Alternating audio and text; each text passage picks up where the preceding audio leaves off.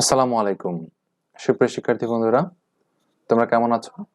আশা করছি আল্লাহর রহমতে সবাই সুস্থ এবং ভালো আছো। অনেকদিন পরে তোমাদের মাঝে আবার ফিরে আসলাম। তোমরা অনেকেই জানো আমি বেশ কিছুদিন যাবত অসুস্থ ছিলাম। তো আল্লাহর অশেষ রহমতে এখন মোটামুটি সুস্থ আছি। তো তাই আবার তোমাদের সাথে আমাদের এই আজকের ক্লাসগুলো, কার্যক্রমগুলো পরিচালনা করতে পারছি। এই জন্য আল্লাহর কাছে লাখ লাখ শুকরিয়া। তো আলহামদুলিল্লাহ, আজকে আমরা ক্লাস শুরু করব। তো আজকে আমরা যে পড়াটা শুরু করি সেটা হচ্ছে পিথাগোরাসের যে উপপাদ্য, সেই বিষয়টা নিয়ে আলোচনা করব। তো আজকে ক্লাসে সবাইকে স্বাগতম।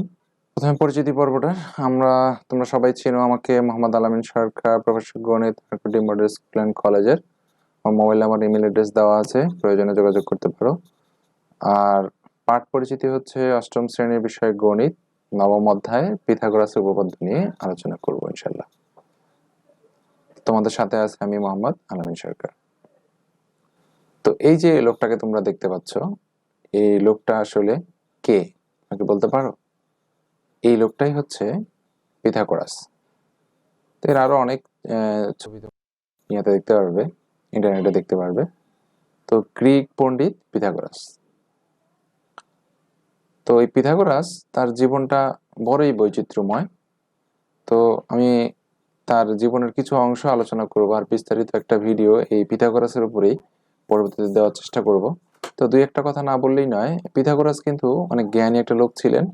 আর তার সময়কার আমলে পিথাগোরাসকে সবাই খুব সম্মান করত, এবং তার একটা দল বা সংগঠন ছিল যেখানে তাদের মতো করে তারা একটা বিষয় নিয়ে গবেষণা করত। পিথাগোরাস কিন্তু জ্ঞানের জন্য বিভিন্ন দেশে সাগর পাড়ি দিয়েছেন, বিভিন্ন জায়গায় গিয়েছেন, বিভিন্ন জায়গা থেকে ছোট মোটো বা বড় যে কোনো জ্ঞান তার মানে খোঁজে আসলেই সেখানে যেতেন এবং সেখান থেকে শিখে আসতেন। তো তার অনেক শিষ্য ছিল। একটা শিষ্য তার সাথে তার শিষ্যের একটা ভুল বোঝাবুঝির কারণে একটা শিষ্যকে তার অন্য শিষ্যরা মেরে ফেলে। এই জন্য পিথাগোরাসকে অনেক সময় খুনিও বলা হয়। আবার পিথাগোরাসও কিন্তু তার রাজ্যের রাজাদের বা অন্যান্য লোকদের দ্বারা সে নিহত হয়েছিলেন, তাকে পিটিয়ে মারা হয়। তো তার জীবনের করুণ পরিণতি ঘটে। তো তারও এই যে কালারফুল একটা লাইফ, সে নিয়ে আমি একটা ভিডিও করব। তো এখন যে পিথাগোরাস উপপাদ্যটা আমরা শিখছি, সেই উপপাদ্যটা সে অন্য একটা জায়গা থেকে সে শিখে এসেছিল, যা তারপরে সে এটা একটা পূর্ণাঙ্গ রূপ দেয়। এই জন্য এই পদ্ধতিটাকে আমরা পিথাগোরাসের সূত্র বলে থাকি। তো দেখা যাক, পিথাগোরাসের এই সূত্রটা একটা ত্রিভুজ কেন্দ্রিক। এই ত্রিভুজটা হচ্ছে একটা সমকোণী ত্রিভুজ। তো তোমরা দেখতে পাচ্ছ এখানে একটা ত্রিভুজ আছে। এই ত্রিভুজের এটাকে একটা সমকোণী ত্রিভুজ, যার সমকোণ মানে হচ্ছে যার একটা কোণ হচ্ছে 90 ডিগ্রি থাকবে, এইটা একটা সমকোণী ত্রিভুজ। এই সমকোণী ত্রিভুজের উপর বেস করেই কিন্তু পিথাগোরাস উপপাদ্যটা পরিচালিত হয়েছে। তো পিথাগোরাস উপপাদ্যটা আসলে কি? পিথাগোরাস উপপাদ্যটা আসলে একটি সমকোণী ত্রিভুজের অতিভুজের উপর অঙ্কিত বর্গক্ষেত্র অপর দুই বাহুর উপর অঙ্কিত বর্গক্ষেত্রদের সমষ্টির সমান। তার মানে হচ্ছে অতিভুজের উপর অঙ্কিত বর্গক্ষেত্র মানে অতিভুজ স্কোয়ার বর্গক্ষেত্র, অপর দুই বাহুর উপর অঙ্কিত বর্গক্ষেত্র লম্ব স্কোয়ার প্লাস ভূমি স্কোয়ার এর সমষ্টির সমান। তার মানে অতিভুজ স্কোয়ার, এইটা অতিভুজ স্কোয়ার, এইটার স্কোয়ার, এইটার স্কোয়ার আর এইটার স্কোয়ার, এই দুইটার স্কোয়ারের যে সমষ্টি সেইটা অতিভুজ স্কোয়ারের সমান হবে। তার মানে অতিভুজ স্কোয়ারটা লম্ব স্কোয়ার প্লাস ভূমি স্কোয়ার সমান হবে। এইটাই আসলে পিথাগোরাস উপপাদ্যটা। এই উপপাদ্যটা আসলে তোমাকে ভিতর থেকে ফিল করতে হবে, বুঝতে হবে আসলে উপপাদ্যটা আসলে কি। আমি বিভিন্ন পদ্ধতিতে এটা তোমাদের বোঝাই দেওয়ার চেষ্টা করব। দেখো, প্রথমেই আজকে আমরা কি কি শিখবো। পিথাগোরাস উপপাদ্যের বিবৃতি করতে পারবো, চিত্র অঙ্কন করতে পারবো, এবং উপপাদ্যের সাহায্যে বিভিন্ন বাহুর মান দেওয়া থাকলে আরেকটা বাহুর মান আমরা বের করতে পারবো। যে তিনটা বাহু আছে, যে কোনো দুইটা বাহুর মান দেওয়া থাকলে আরেকটা বাহুর মান আমরা বের করতে পারবো। দেখো, এই যে একটা সমকোণী ত্রিভুজ, এই ত্রিভুজের এই যে বাহুটা ইন্ডিকেট করা হচ্ছে, এই বাহুটার নাম কি? এই বাহুটার নাম হচ্ছে অতিভুজ। আর এই যে এই পাশে লম্বালম্বী যে বাহুটা, সেই বাহুটার নাম হচ্ছে লম্ব। আর এই বাহুটা তোমরা সবাই জানো, এই নিচে যে বাহুটা, এটার নাম হচ্ছে ভূমি। তো এই যে ত্রিভুজের তিনটা বাহুর তিনটা নাম আছে, একটা লম্ব, একটা ভূমি, একটা অতিভুজ। এই নামটাই খুব গুরুত্বপূর্ণ, এগুলো কোনটাকে কি বলা হচ্ছে।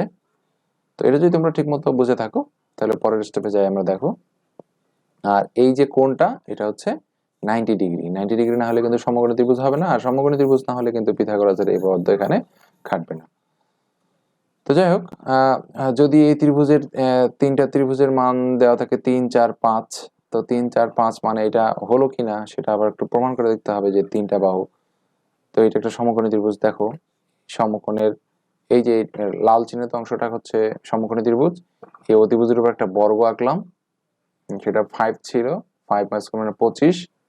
আর এই যে ভূমির উপর একটা লম্ব বর্গ, এটা হচ্ছে 3 ছিল, 3 মানে হচ্ছে 3 স্কয়ার মানে 9।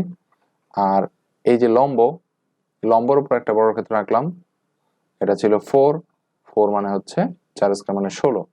দেখো 4 স্কয়ার মানে 16, 3 স্কয়ার মানে 9, 16 আর 9 25, তার মানে অতিভুজ স্কয়ার 25।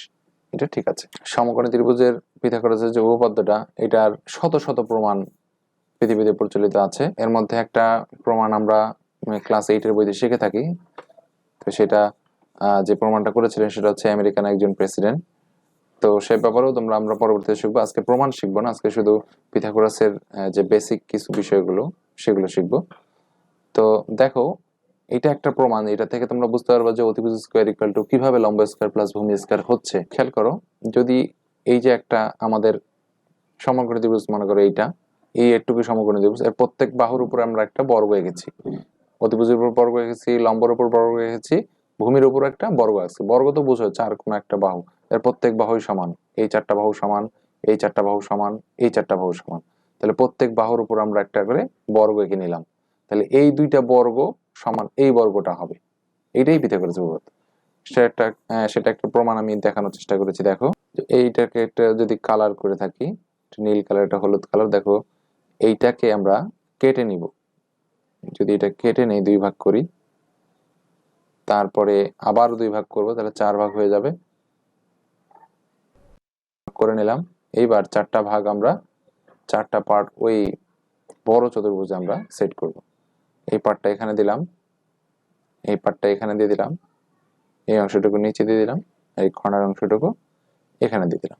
তার মানে এই চতুর্ভুজটা বর্গক্ষেত্রটা এখানে 4 ভাগ করে বসিয়ে দিলাম, আর নিচের যে আছে নীল অংশটুকু সেটা কিন্তু এখানে দিয়ে দিলাম। তার মানে এখানে কি বোঝা গেল? বোঝা গেল হচ্ছে এইখানে তোমাদের এই দুইটা বর্গক্ষেত্র ঠিক সমানভাবে এই বর্গক্ষেত্রের মধ্যে এঁটে যায়। তার মানে এই দুইটা বর্গক্ষেত্র সমান হচ্ছে এই বর্গক্ষেত্র। এইটাই পিথাগোরাসের উপপাদ্য। তার মানে এই অতিভুজের উপর যে বর্গক্ষেত্রটা, সেটা হচ্ছে এই দুইটা বাহুর উপর যে বর্গক্ষেত্র, এই দুইটা বর্গক্ষেত্রের যোগফল বা সমষ্টির সমান হবে এটা। আচ্ছা, সেটাই বলা হচ্ছে একটি সমকোণী ত্রিভুজের অতিভুজের উপর অঙ্কিত বর্গক্ষেত্র অপর দুই বাহুর উপর অঙ্কিত বর্গক্ষেত্র দ্বয়ের সমষ্টির সমান। আচ্ছা, আর একটা প্রমাণ আছে, সেটা একটু দেখার চেষ্টা করি একটা ভিডিও ক্লিপ থেকে।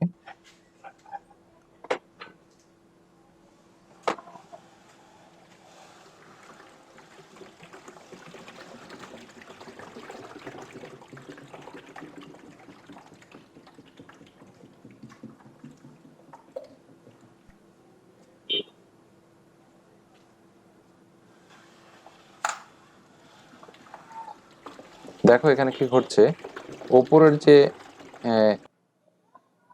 একটু বলে রাখি, দেখো এখানে এই যে এইটা সমকোণী ত্রিভুজ একটা, এই সমকোণী ত্রিভুজের উপর অতিভুজের উপর একটা বর্গক্ষেত্র রেখেছে, ভূমির উপর একটা বর্গক্ষেত্র রেখেছে, হ্যাঁ, বর্গক্ষেত্র আছে, তিনটা বর্গক্ষেত্র একটা পানির বক্সের মধ্যে বক্স করে রেখেছে। তাহলে এই বর্গক্ষেত্রে যতটুকু পানি ধরে এবং এই বর্গক্ষেত্রে যতটুকু পানি ধরবে, এই যে অতিভুজের উপর যে বর্গক্ষেত্রটা, এই বর্গক্ষেত্রটা সমপরিমাণ পানি ধরবে। তার মানে এই দুইটা বর্গক্ষেত্র যোগ করলে এইটা সমান হচ্ছে। তোমরা আশা করছি বুঝতে পেরেছো। দেখো আরেকবার, এই দুইটার বর্গক্ষেত্রের মধ্যে যতটুকু পানি আছে, যদি আমরা ঘুরাই দিই, সেই পানিগুলো এখানে আসবে এবং সেই সম্পূর্ণ বর্গক্ষেত্রটা পানি দ্বারা পূর্ণ হবে, একদম একুরেট ভাবে সেটা পূর্ণ হয়ে যাবে। তার মানে এই দুইটা বর্গক্ষেত্রের যোগফলের সমান হচ্ছে এই বর্গক্ষেত্রটা। আশা করছি তোমরা বুঝতে পারতেছো। তারপরের অংশে এবার একটু আমরা যাব যে আমরা যে শিখলাম যে এই অতিভুজের উপর অঙ্কিত বর্গক্ষেত্র অপর দুই বাহুর উপর অঙ্কিত বর্গক্ষেত্রের সমান হয়। তাহলে একটা বাহুর মান যদি 6 দেওয়া থাকে, একটা বাহুর মান যদি 8 দেওয়া থাকে, তাহলে অতিভুজের মানটা কত হবে সেটা আমরা কিভাবে বের করব? দেখো অতিভুজ স্কয়ার ইকুয়াল টু লম্ব স্কয়ার প্লাস ভূমি স্কয়ার, এটা আমরা শিখলাম উপপাদ্য থেকে। সেখান থেকে এখানে লম্বের মান কত দেওয়া আছে, অতিভুজের মান x, এটা বের করব। লম্ব হচ্ছে 6 আর ভূমি হচ্ছে 8, এটা আমরা বসাই দিব। দেখো 6 স্কয়ার আর ভূমি হচ্ছে 8 স্কয়ার, তো 6 স্কয়ার মানে হচ্ছে 36, 8 স্কয়ার মানে হচ্ছে 64, 36 আর 64 যোগ করলে হচ্ছে 100। তো এখন অতিভুজ স্কয়ার ইকুয়াল টু 100, তাহলে অতিভুজ হবে কত, বর্গমূল করলে 100 বর্গমূল হচ্ছে 10, তাহলে অতিভুজের মান হচ্ছে 10। আচ্ছা, আরেকটি প্রবলেমে যদি যাই, দেখো এইটা একটা সমকোণী ত্রিভুজের, এইটার ধরো অতিভুজের মান দেওয়া আছে, লম্বের মান দেওয়া আছে, ভূমির মান কত, সেটাও কিভাবে বের করবো, এটাও খুব সহজে আমরা বের করতে পারি। তো দেখো অতিভুজ স্কয়ার ইকুয়াল টু লম্ব স্কয়ার প্লাস ভূমি স্কয়ার, অতিভুজ মানে 13 স্কয়ার, লম্ব হচ্ছে 5 স্কয়ার, ভূমি ধরে নিলাম s স্কয়ার। তাহলে কিভাবে বের করবো, তাহলে 13 স্কয়ার মানে হচ্ছে 169, 5 স্কয়ার মানে 25 আর s স্কয়ার, আর s স্কয়ার স্কয়ারটা এই পাশে রাখলাম আর 125টাকে ওই পাশে নিয়ে গেলাম, 25 মাইনাস 169 থেকে 25 মাইনাস করলে হয়ে যাচ্ছে 144। তাহলে s স্কয়ার ইকুয়াল টু 144 হলে x ইকুয়াল টু হবে 12। তাহলে আমরা x এর মান পেয়ে যাচ্ছি এই যে 12। তাহলে এটার মান পেয়ে গেলাম, একটা 5, একটা 12, একটা 13। খুব সহজেই দুইটা বাহুর মান জানা থাকলে এই সমীকরণের মাধ্যমে আমরা আরেকটা বাহুর মান বের করতে পারি। তো তোমরা এটা একটু চেষ্টা করে দেখবে, এখানে কিছু মূল্যায়নের কাছে একটি সমকোণী ত্রিভুজের অতিভুজ, ভূমি, লম্ব এটা চিহ্নিত করবে, পিথাগোরাসের উপপাদ্যটি লিখবে, পিথাগোরাসের উপপাদ্যের চিত্র অঙ্কন করবে। আচ্ছা, আজকের এই ক্লাসটি এই পর্যন্তই ছিল। আজকে ক্লাসটি দেখার জন্য সবাইকে ধন্যবাদ। আশা করছি তোমরা বুঝতে পেরেছো। যদি বুঝতে না পেরে থাকো, যদি কোথাও সমস্যা থেকে থাকে, তাহলে অবশ্যই আমাকে জানাবে। আশা করি তোমাদের উত্তর দেওয়ার চেষ্টা করব। ধন্যবাদ সবাইকে।